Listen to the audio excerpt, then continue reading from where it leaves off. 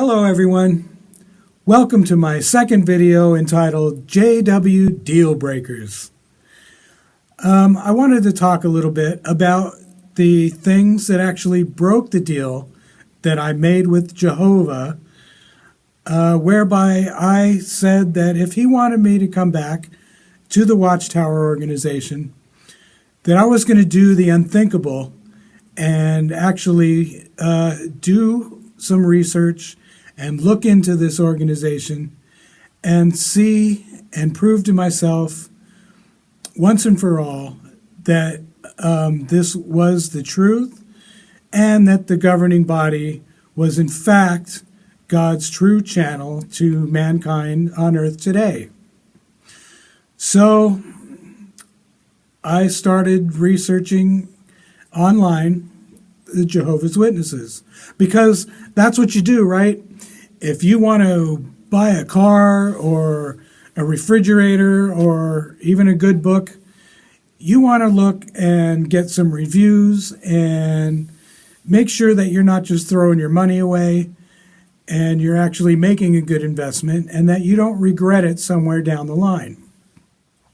So I hit the internet and type in Jehovah's Witnesses, and the first thing that pops up was deal breaker number 1. The pedophilia issue. Oh my God. Really? In God's true organization, there's a pedophilia issue?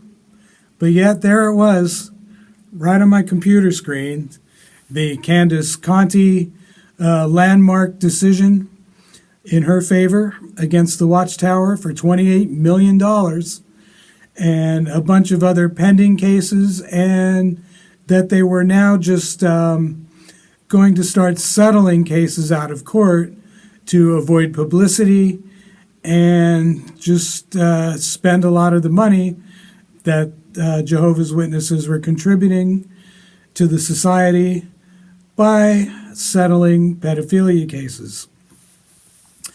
But I kind of thought, well, is this really a deal breaker? Because in every cross-section of humanity, in other institutions and organizations, we've heard about pedophiles. And I thought, well, that makes sense that there might be some within the organization. Nobody's perfect and all. So is it really a deal breaker?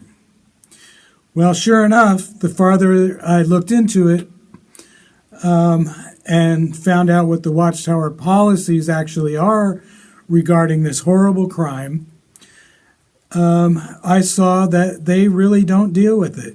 They don't report it to the police for any kind of investigation, and they pretty much cover it up.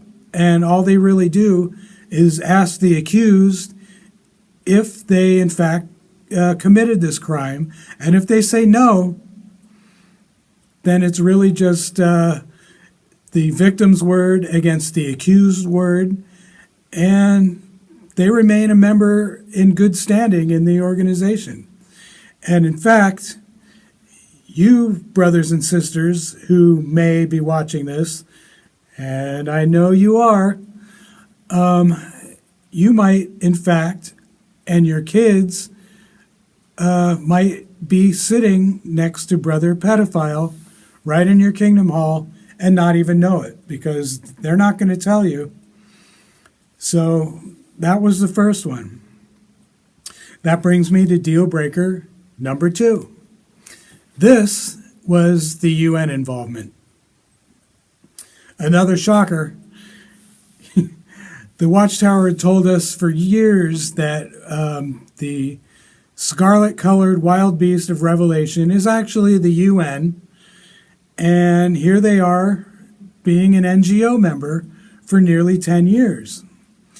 Now, as soon as the Guardian newspaper broke the story, like the next day, Watchtower disassociated themselves from the UN, at least in the United States. And I thought, well, if you're not doing anything wrong, then why have that kind of quick reaction to it? You know, that just kind of makes you look even more guilty, doesn't it? So once the rank and file Jehovah's Witnesses started getting wind of this, they started querying the UN whether or not this was true and writing their own letters and making phone calls. And of course, the UN confirmed it. So the Watchtower had to make their own statement. Now, naturally, that statement was a lie, because how can you tell if the Watchtower is lying? Its lips are moving. Anyway, seriously, what they told everyone was that, well, they needed to be a member of the UN so that they could have access to the UN library, which at the time, any member of the public could have walked in to the United Nations libraries anywhere in the world and had access to all the resources there. Furthermore, you could simply just look it all up online, because their libraries are made available on the internet. So another scandal covered up by another lie. So that brings me to the third deal breaker, which was the overlapping generations. This was just silly. This was completely laughable. I mean, how is this even remotely scriptural? And if any of you current witnesses are buying into this, then I just don't get it, because where in the Bible does it say that Jesus was talking to two overlapping generations? He couldn't be, because there was only one generation that he was dealing with that was living at the time. Of course, I know now who that generation is, but I'll be getting into that in another video. So, continuing on in my research, I come across the July 13th, 2013 Watchtower, which had some new light. It said that all of the references to Jesus coming were yet future. And I was thinking, wow, maybe they're actually going to change their doctrine on 1914. But no, 2 articles later in the same magazine, they reiterated that Jesus, in fact, had already come in 1914, inspected all the world's religions in 1918, and chose the International Bible Students, as they were known at the time, as the faithful and discreet slave. So that got me thinking, what was the Watchtower teaching in 1918 and in 1919, when supposedly Jesus chose them over all the other religions as the true religion? And of course, what they were teaching can be found in the Finnish Mystery Book, published in 1917. So in 1918 and 1919, this was all the current doctrine.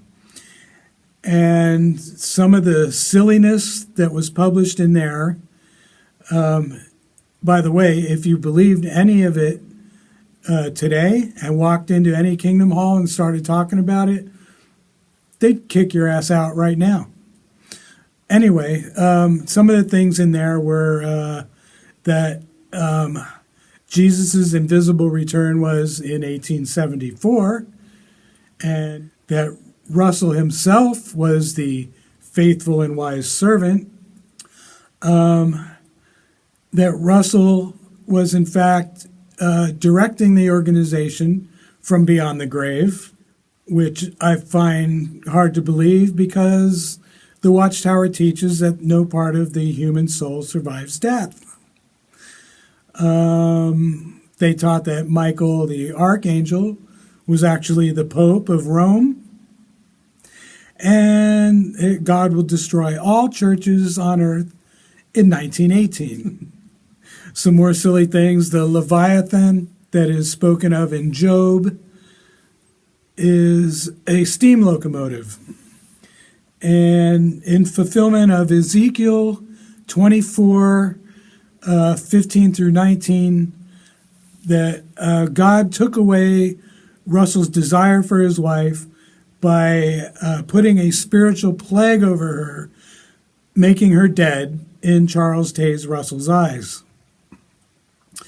And of course, there are just hundreds of pages of completely ridiculous teachings and doctrine in that book. Yet, this is supposedly what Jesus looked at, even though other religions were teaching things like much, much closer to the truth than that. But he bypassed all of them and chose this silly religion that's teaching nothing but nonsense.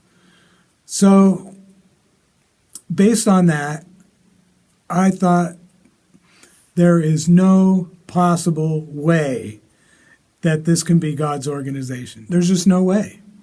So, of course, that ended it for me. That broke the deal. So there were many more things, and I will probably be making a series of JW Dealbreaker videos. However, my next video will deal with my current beliefs, because I have had several comments asking for that. Also, I had a comment by someone who wanted to know what became of my parents.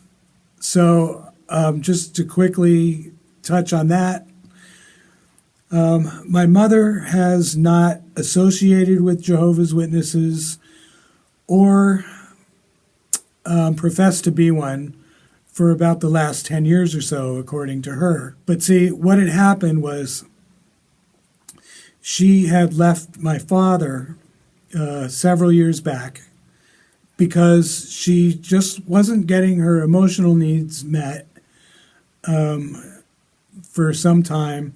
And they ended up separating over an argument, which was kind of over a silly thing, but it was really just the last straw for her. And I think that her not associating with the witnesses now is just her way of not dealing with the guilt, because she didn't leave for any scriptural grounds.